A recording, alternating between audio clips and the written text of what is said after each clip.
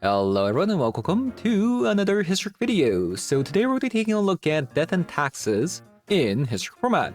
So the other day I was playing Historic. I've actually seen some lists flying around that was kind of similar to this. They were playing this new card called Noctamun Shines Again. So this is an alchemy card that came out, I believe, last set, but it hasn't really seen play until very recently. And there is a good reason for that, and that is because this card buffs all the creatures with mana value 2 or less with +1/+1, which is powerful, but in a deck with a bunch of mana value 2 or less, why would you play this over something like a Loras in Historic or Timeless? So you would need to have a really good reason to play something like this, and we finally found a deck that actually wants something like this over a Loras, and that is Death and Taxes. Because Death and Taxes deck don't usually have much synergy. They're just hate bears that can't really close out the game on their own. And most of the times their stats also reflect that.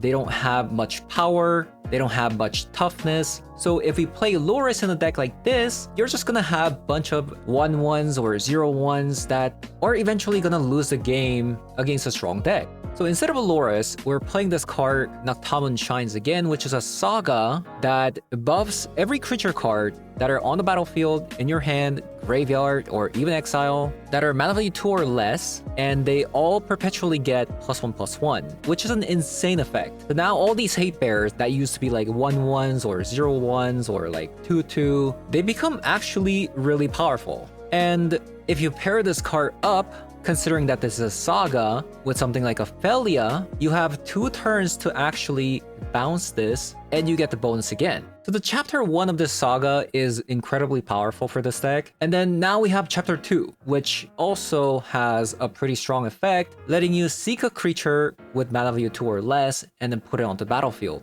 Now, being a Death and Taxes deck, we are playing 2 copies of Containment Priest for Birthing Rituals and Saint Alenda decks, even though it does shut down our second chapter. However, even if we don't get the second effect, this card is already good on its own with only the first chapter.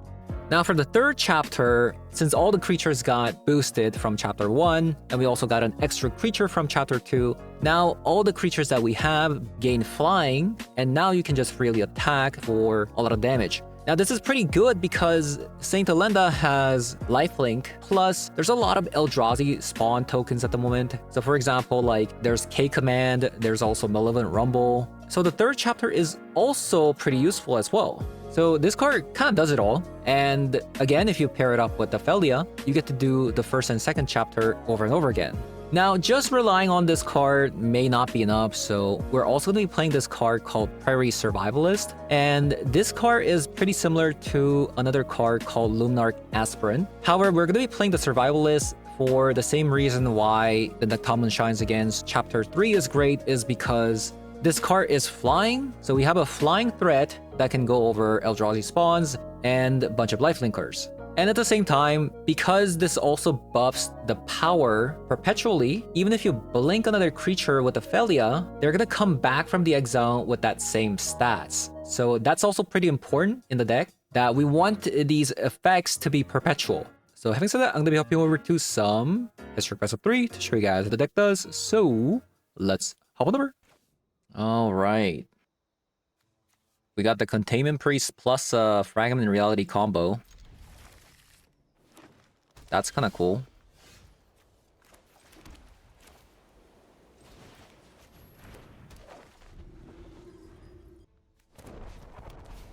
Blast Zone. Blast Zone. I'll play the Trick Proctor first.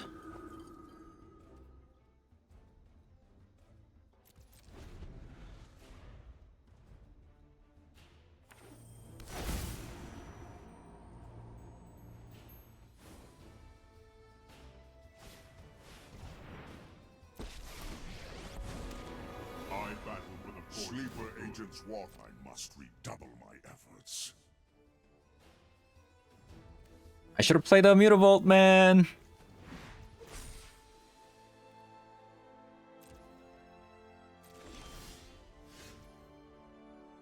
Okay, that's gonna be their entire turn next turn. I'll just play this and pass.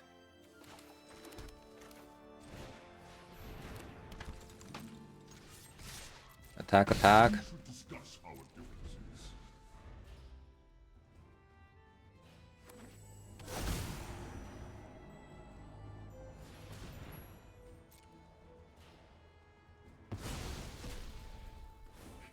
So now they have 5 mana. That's 6 mana. I have to unfortunately get rid of this. My preparations are nearly complete.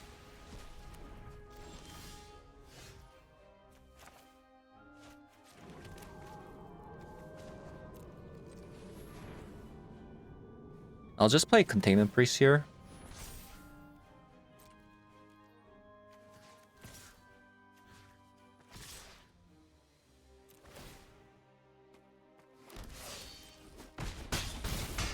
I miscalculate.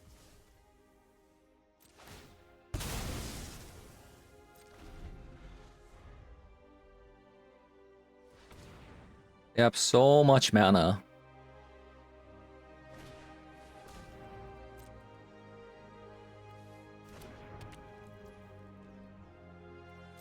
So now they have 8 mana. That probably means that they don't have a 7 mana card? They could, I guess they could have that one card. Kha'Zix Command. Yeah, it's probably Kha'Zix Command.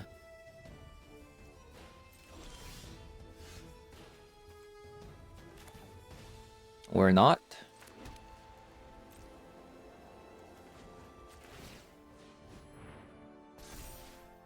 Yeah, or not. Call it green, not even blue.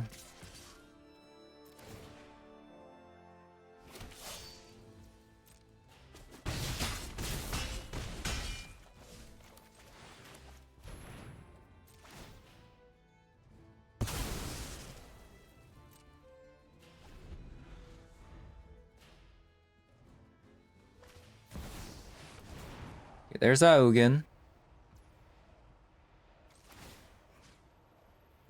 We want to protect you.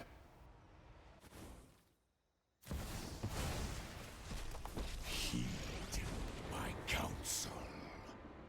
I will not allow my progeny to continue their energy for your efforts.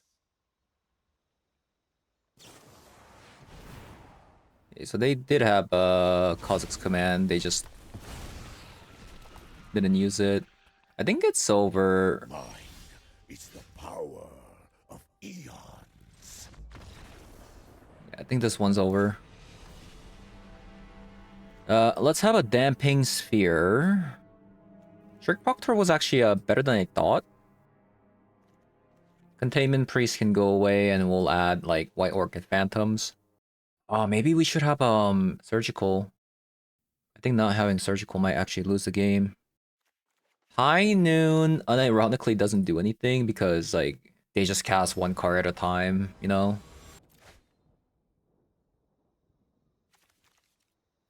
Alright.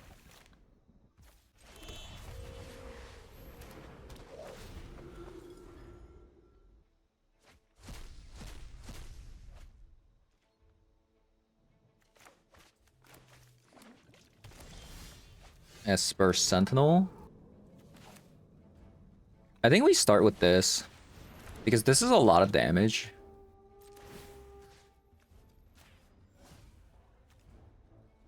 And I'll put it on the Sentinel.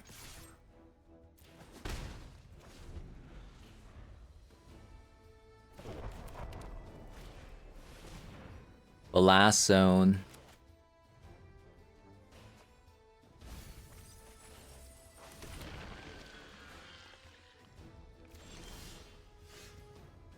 Strict Proctor.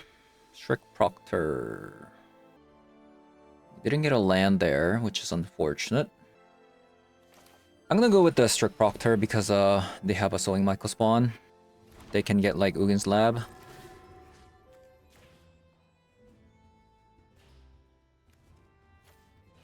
I'll put it on Voice of Victory now because now they have a Blast Zone. We wanna be able to play this like immediately though.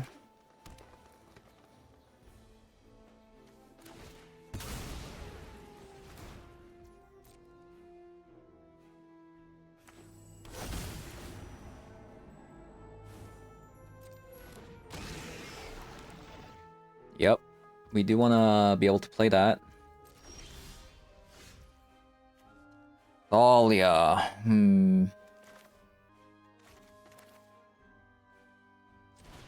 I guess I can just Fragment Reality, whatever comes out.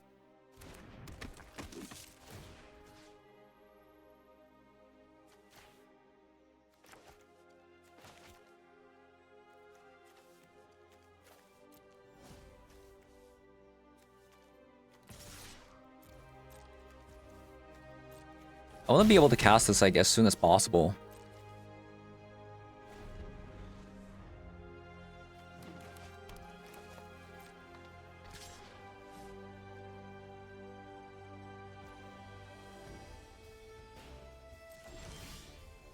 Okay, we got it. We got it.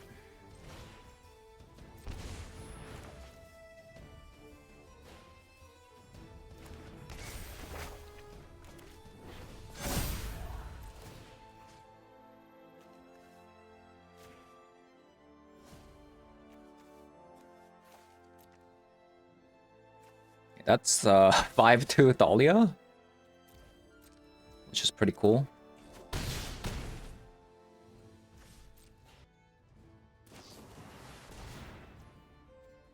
Okay, they went for a Kha'Zix Command. I did really want to be able to cast this, but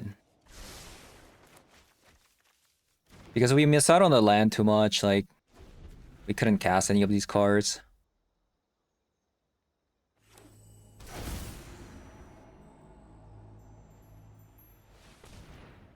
Wow, they paid.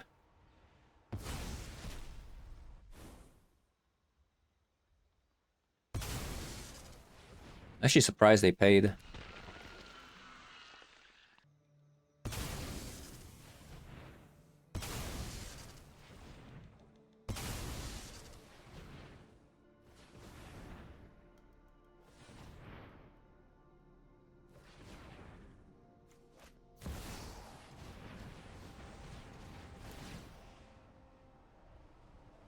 Eight mana.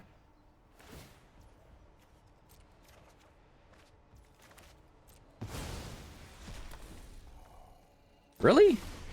Fate flows as easily as what? There is clarity. At the I wield the essence of. Kind of surprised that happened, by the way.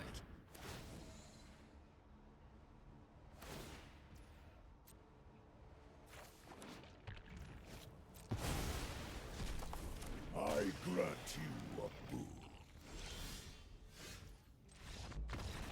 Okay, the tax was good enough there, at the very least. That's good. That was good. And we didn't even see a White Orchid Phantom there, or Damping Sphere, so... not bad. Yeah, definitely not bad. We got Esper Sentinel to draw, plus a Giver Rune. Then we can play this. Not bad. And then if this can grab like White Orchid Phantom or Thalia, like that's even better.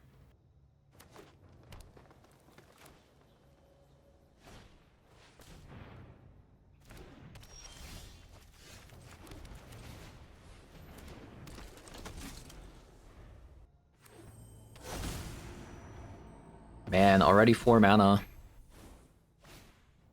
They had a really good start. We need to find White Orchid Phantom now. Right? We need to find it right now. Come on. Let's see it. Thalia, though. That's not too bad. Although if I play Dahlia, then this is gonna become more expensive. I think I need to just do this and then play this next turn, and then hopefully we get White Orchid Phantom with this card.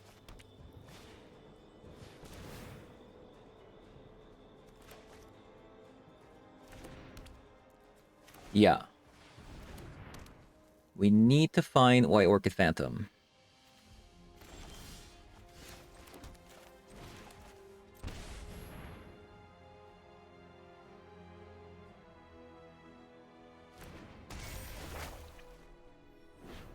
I think I can only attack with the Esper Sentinel and protect the Giver Runes.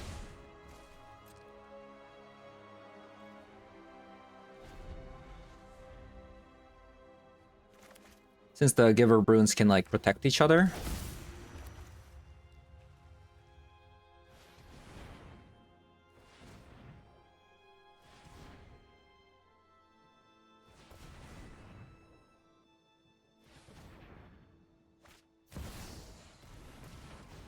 They just have it every single time, man.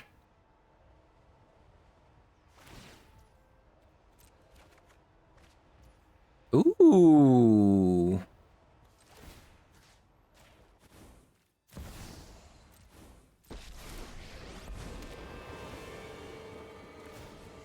Well, the problem is now I have to deal with this.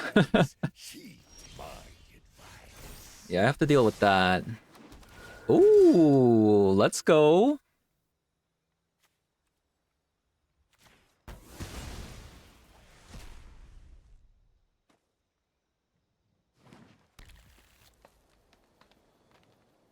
So 2, 4, 6. That's 6 damage only. And they're gonna be drawing a card every single turn. It's definitely like I'm not in a good place, that's for sure.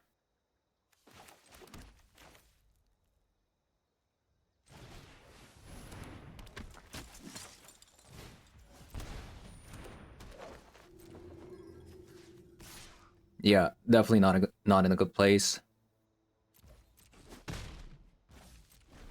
An undisciplined strike. They drew a card. Is vital to success. This White Orchid Phantom came out a little bit, like, tiny bit late, right?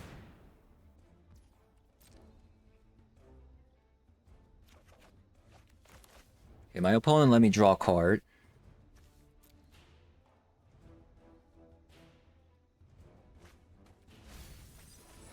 Two, 4, 6, 8, 11.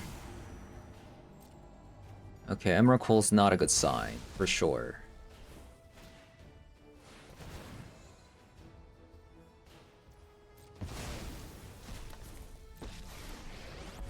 Yeah, Emrakul's definitely not in a good not a good sign. Our victory. Land. Together, I will guide. Sorcery, creature, land.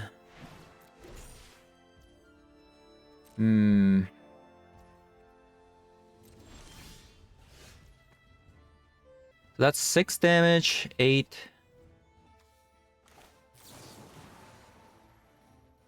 Because this is a token too. Ooh. The Emrakul actually might win the game.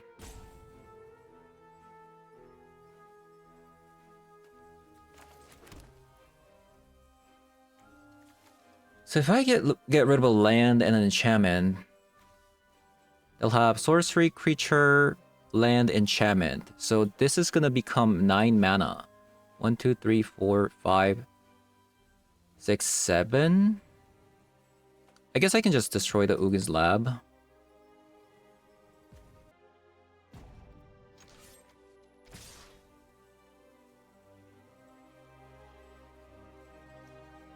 Block. 2, 4, 6, 8. I don't think I can go for Karn, right? I don't think I can go for Karn. Because they block this and they only take 8 damage on the Ugin. And then they can cast the Emrakul. Okay, that's unfortunate. We'll just have to kill the Ugin here. And I have to get rid of this Ugin's Lab. You waste your strength. Then let the storms ever rage.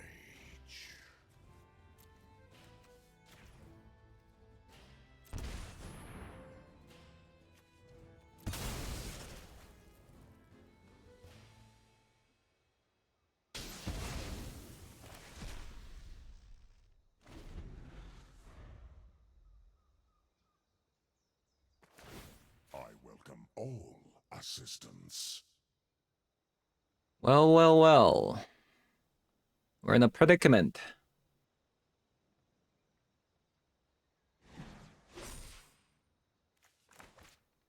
Okay, Karn Silex. Cost 4 mana. Myco spawn.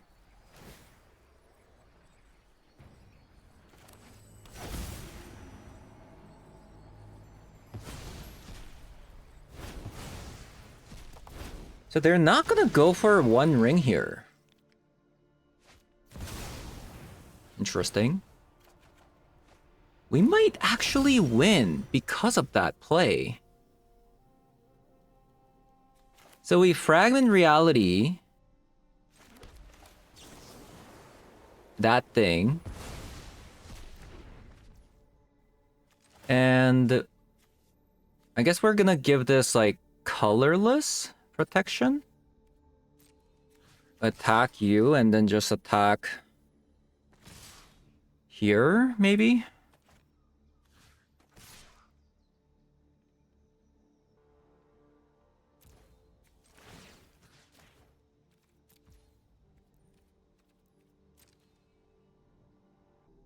I mean, they do have one ring. They have a lot of mana here. I mean, they are also kind of getting attacks at the moment. So we'll see. I have a Felia coming, so... Question is, like, do I play the Felia or do I play Esper Sentinel? Because if I play Esper Sentinel, that means I'm drawing an additional card. And it's not like playing the Felia means that I get to attack next turn when they have the one ring. Right? I think playing the Esper Sentinel actually makes more sense. And we need to draw into like Damping Sphere or White Orchid Phantom. Did they disconnect? That would be kind of a shame because I think we got a pretty cool game here.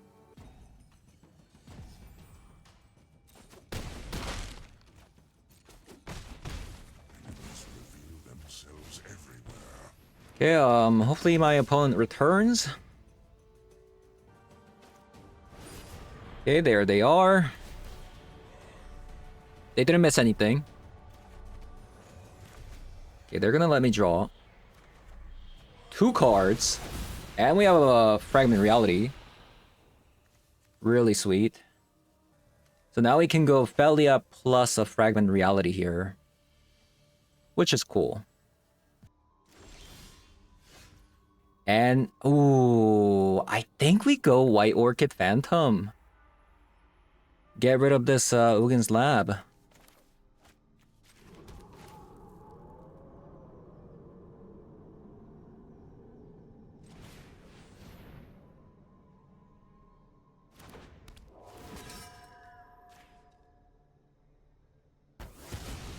Now they don't even have Emrakul.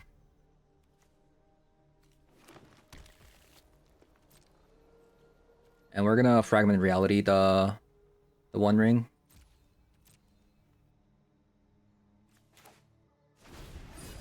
Wow, they didn't use it.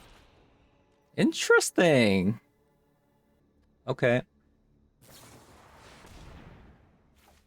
They went for K command. That's actually pretty good. Are they dead though? Not quite because they're making 4 tokens. So like they could potentially like I guess, I don't know. Get something decent here. We'll see. Top 3. Okay. I'm in danger. I am definitely in danger.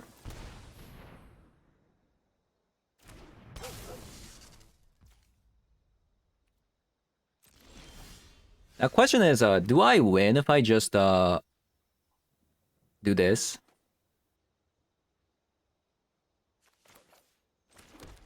So let's say I play this. And then I fragment reality this. They block 4. 1, 2, 3, 4, and then they take 1, 2, 3, 4. Okay, they're dead, right?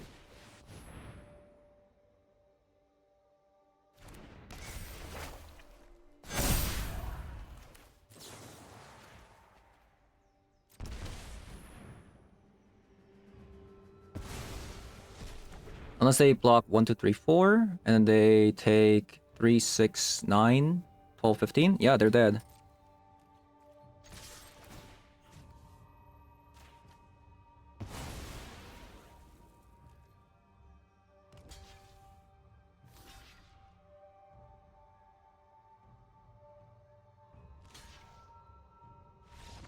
All right. Death and taxes. Doing stuff. Did I accidentally queue for timeless?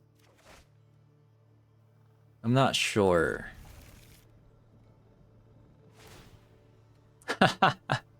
Classic. It's just like... I feel like... this is the only deck currently in Historic at the moment. Right? Which is a bit of a shame.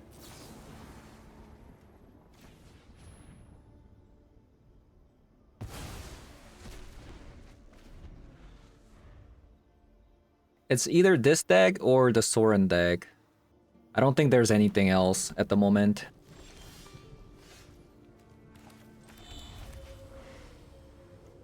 So I'm actually gonna play the Voice of Victory because that disables K command.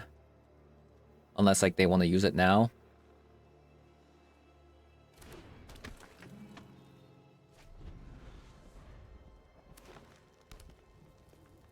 So technically they can do it now. But they have to do it now.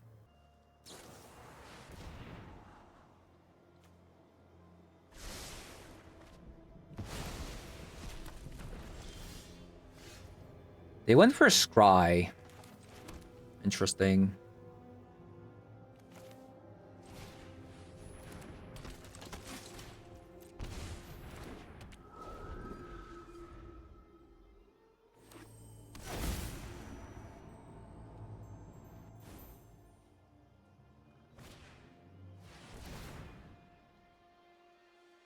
And they went for Karn this time.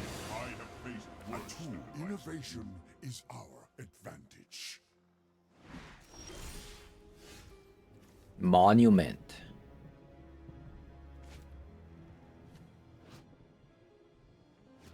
Okay, that's a little bit scary.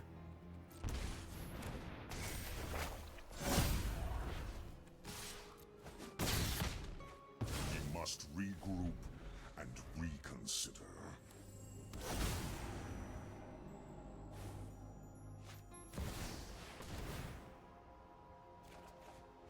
That is a little bit scary.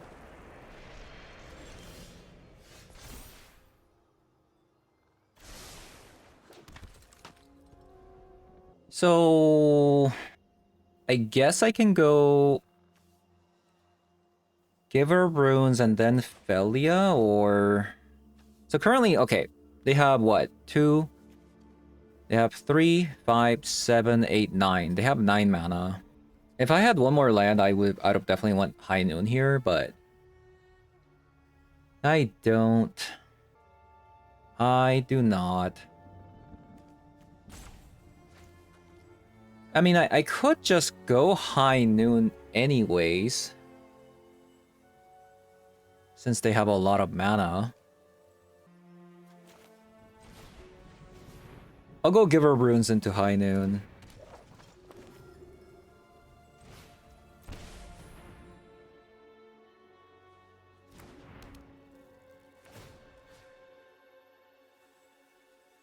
I'll buff this.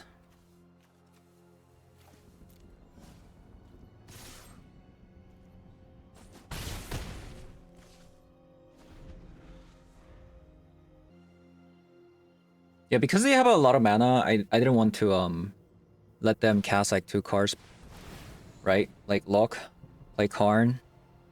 That's it, right? That's gonna be their entire turn. I will fight peace. We must prepare for war. Ooh, Portal.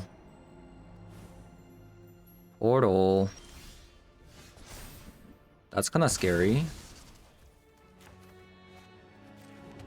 So this makes you sacrifice 3 cards. Because of the Forsaken Monument, they're gaining life. And somehow this deck that plays Basic Forest has 4 colorless lands.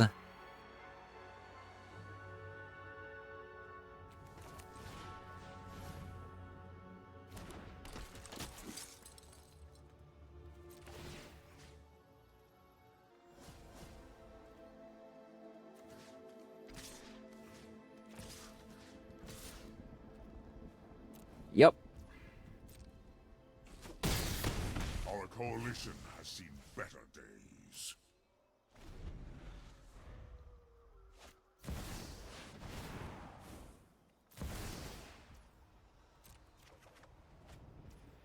Ooh, Witch Enchanter is good.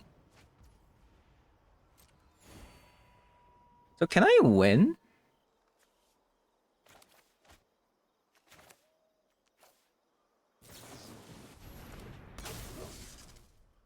So I just sacrifice Giver of Runes,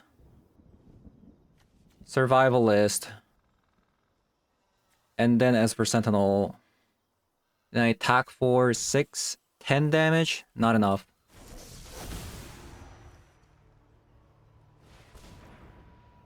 Not enough. I'm gonna get rid of a Strict Proctor because that's going to enable my Witch Enchanter to get rid of this portal.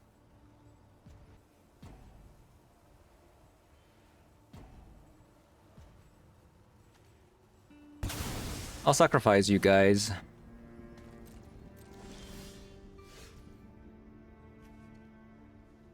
At the beginning of your upkeep, put target creature card from the graveyard onto the battlefield under your control. They actually don't have that many cards. 2, 3, 4, 5, 6, 7. Should I get rid of a Forsaken Monument, actually?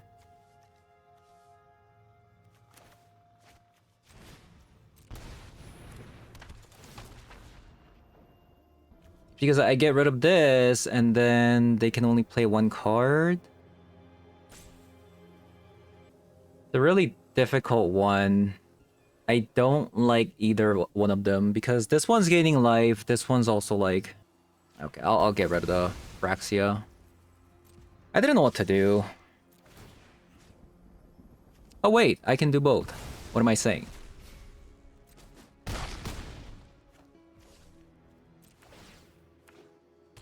Yeah, what am I saying? I can do both.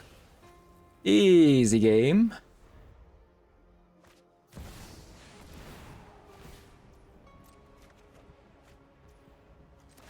Okay, they lost.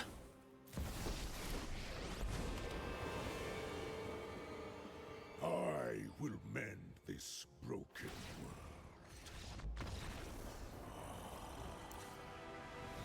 My plan bears. Okay, we want White Orchid Phantoms. No the Giganta. And we want Damping Sphere. And we don't want the High Noon. We don't want the Containment Priest either.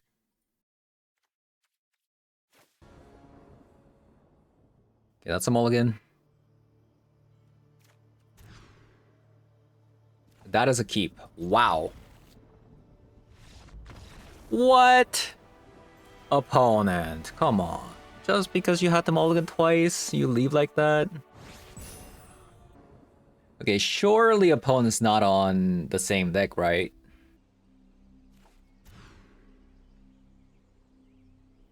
Yeah, surely opponent's on a different deck this time, right?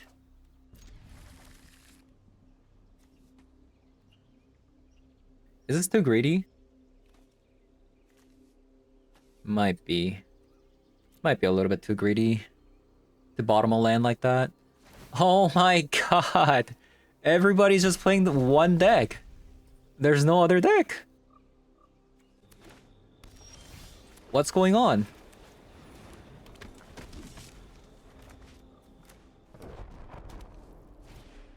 Yeah, what's going on?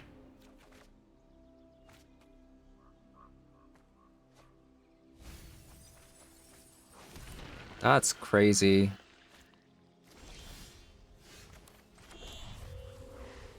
That is crazy. You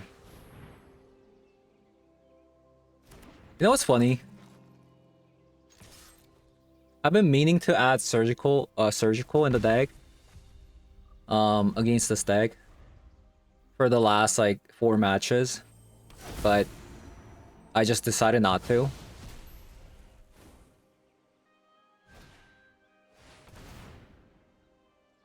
They always have a Karn. I advise, as we cannot let Phyrexia win. They always have a Karn. Key to the archive. Okay. Interesting. I do wonder if I should just play Esper Sentinel Thalia. What to do? Let's actually, I get to draw more cards. Let's actually play Esper Sentinel Thalia.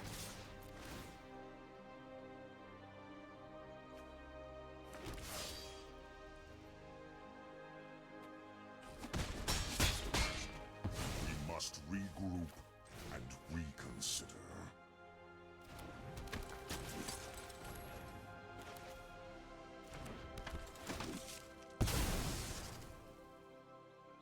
I'll play Noctamun Shines again next turn.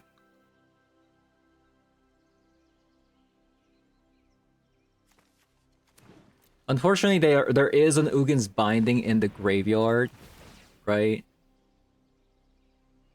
So that's not good. Okay, good thing we actually played Esper Sentinel, because otherwise we would have been flooding like crazy. But, I mean, I guess by playing this means that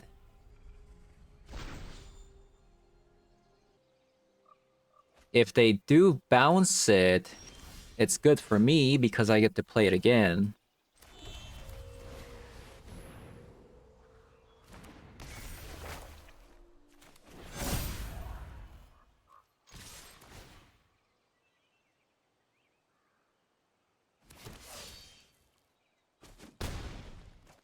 Okay, so I think they're holding on to Ugin right now, which is bad.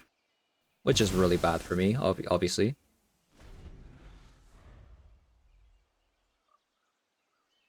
It is really, really bad for me. Yeah, if they have an Ugin, I lose the game. Potentially. I'm not 100%, but potentially. Okay, Mind Stone's fine. That's good for me, right? Mind Stone's fine. High Noon is also fine because this is like 5 damage. Right? Okay, they got a Ugin. They got an Ugin, but can we win before that Ugin comes down?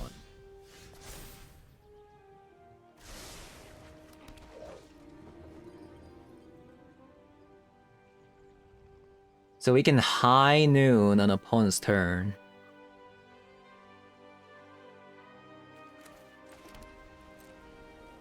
So we can Contain Increase for extra 3 damage.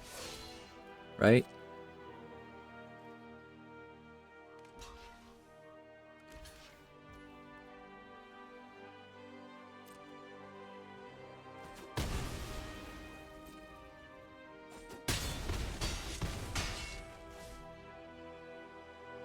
We are a bit off. We are a bit off. I could draw another Containment Priest.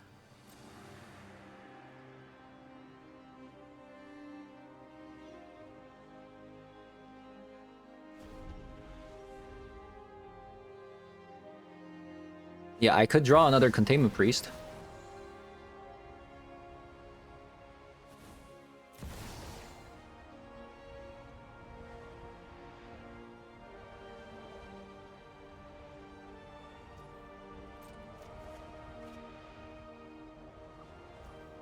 Or Felia. Didn't get any of them. I grant you a boon.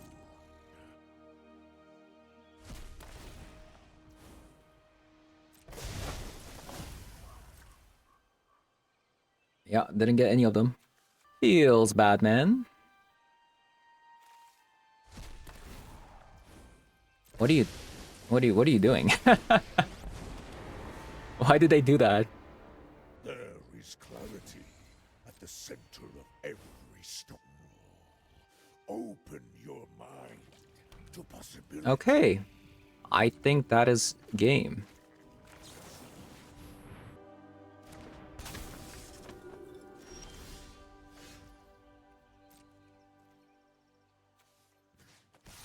Boom.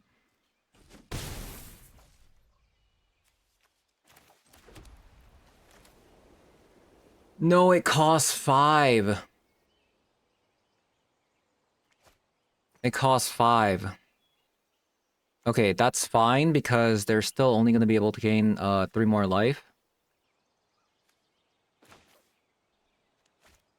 My problem is if the Dahlia doesn't die, I could be in a very bad spot. Like, I'm not going to be able to play the High Noon next turn, so I don't think I play the Dahlia. I play everything else.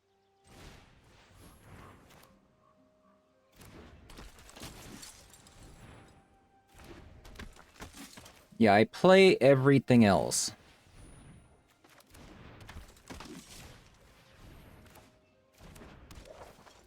And then I play High Noon next turn for 5 damage.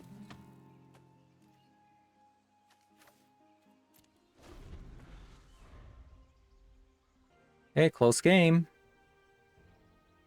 So they can potentially use a Blast Zone, which is going to be 4 mana.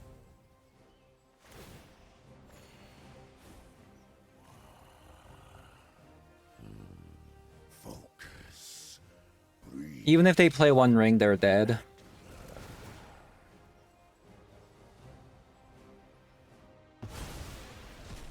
Preparation yields success.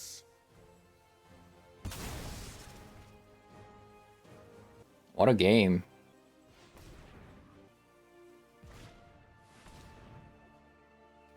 And even if they play something like an Emrakul, they're dead.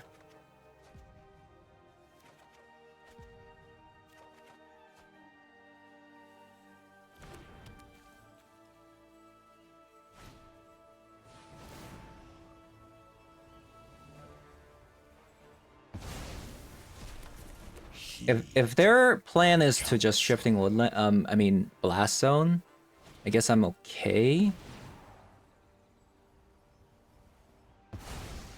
Right? Power belongs to the patient. As long as the opponent doesn't gain life, we're good.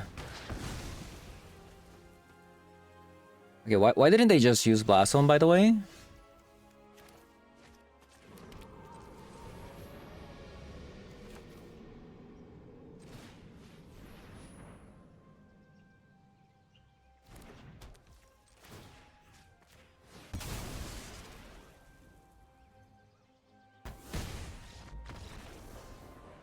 Alright.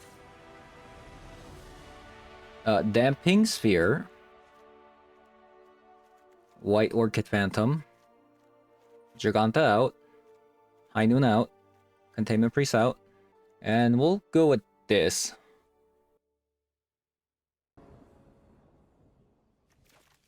Two lands. Got a Fragment Reality that I can use to slow down their ramp plan on turn 1. And then we can, like, play these cards. Sure.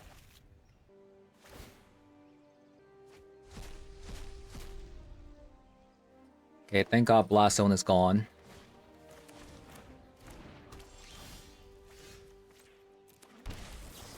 We're going to get rid of that.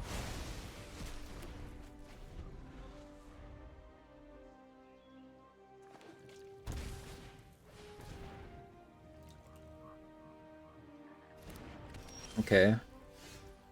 And I'm going to play... I think I'm gonna play the Thalia now. Since this deck actually plays like a lot more like 2-mana ramp spells, probably like playing the Thalia is the correct choice there. Like, look.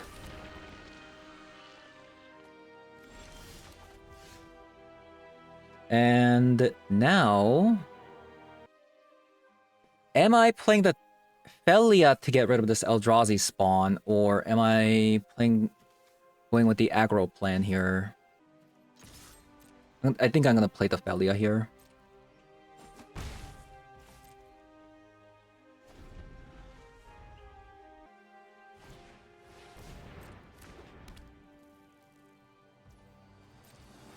Yep. We're just gonna be slowing down opponent for as long as we can.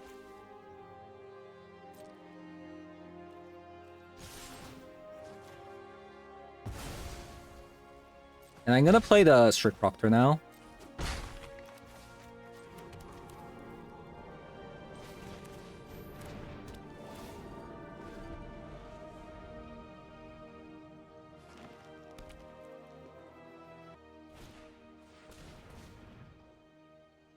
Okay.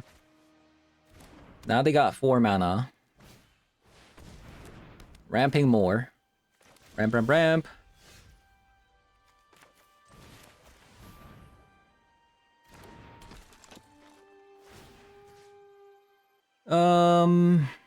I guess I put it on the flyer.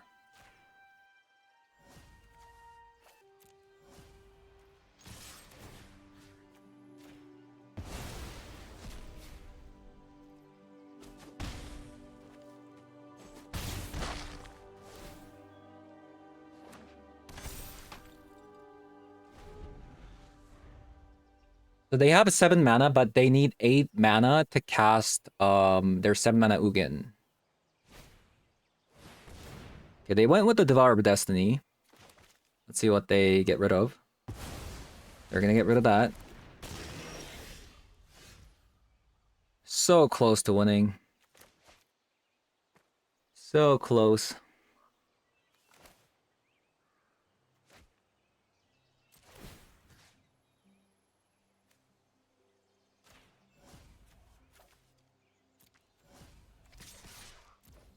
Three damage.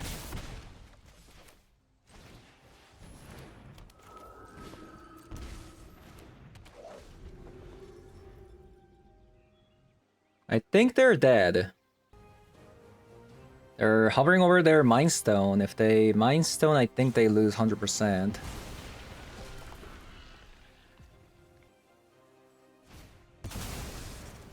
And then they went with the Night Micro Spawn. Okay, GG's.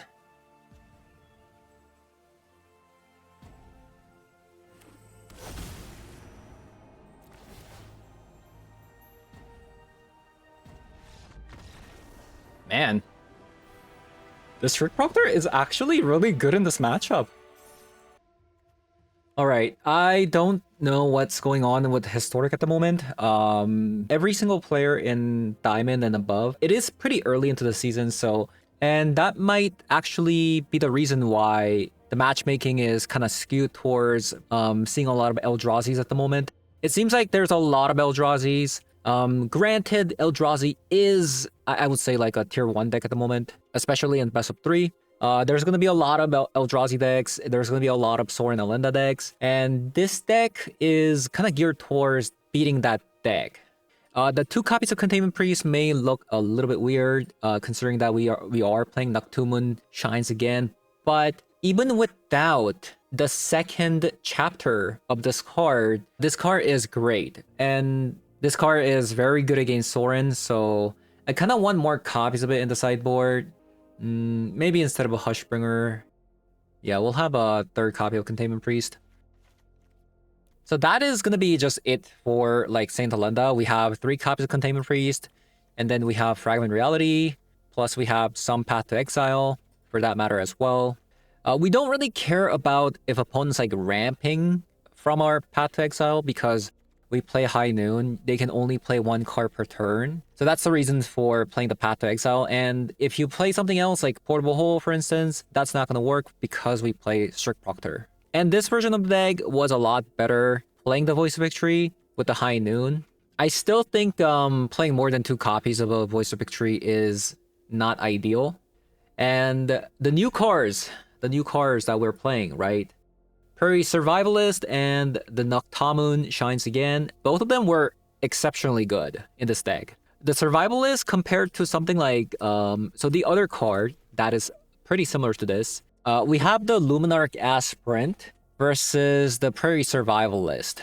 The Luminarch Aspirant is technically better because it also buffs the toughness as well, but this one flies. Paired up with like Prairie Survivalist flying, Strict Proctor flying, you have a lot of flyers, right? You have a lot of flyers, and that's very effective at the moment because you have things like Eldrazi spawns blocking, coming from like Kozilek's Command. We also have like Eldrazi spawns coming out from Malevolent Rumble, things like that. So the Survivalist is tend to be a little bit better here in this metagame. Plus, this does snowball a little bit harder if you're on the aggressive side because it buffs 2 things at the same time. And this doesn't mind the blink from the Felia because this gives you perpetual instead of counters, right? So every time you blink, it doesn't go away. So that's really nice as well. Same with the Noctamun Shines Again, right? This one just buffs all the 2 or less creatures with +1/+1, which is fantastic. And not to mention, you can also seek a creature, and that could be like any of our 2-mana cards, which we have a lot of. We're pretty happy with seeing any cards here. It even gets better after sideboarding, right? After sideboarding, we have Soulless Jailer for the graveyard decks, and we also have 4 cups of White Orchid Phantom for Eldrazi decks as well. So the card is really good, and the fact that this is a Saga means that you actually have 2 turns to actually bounce this, right? If you already have the Felia down on the battlefield, you can bounce it immediately, and the turn after it goes to chapter 2, you also have the option to bounce it there as well.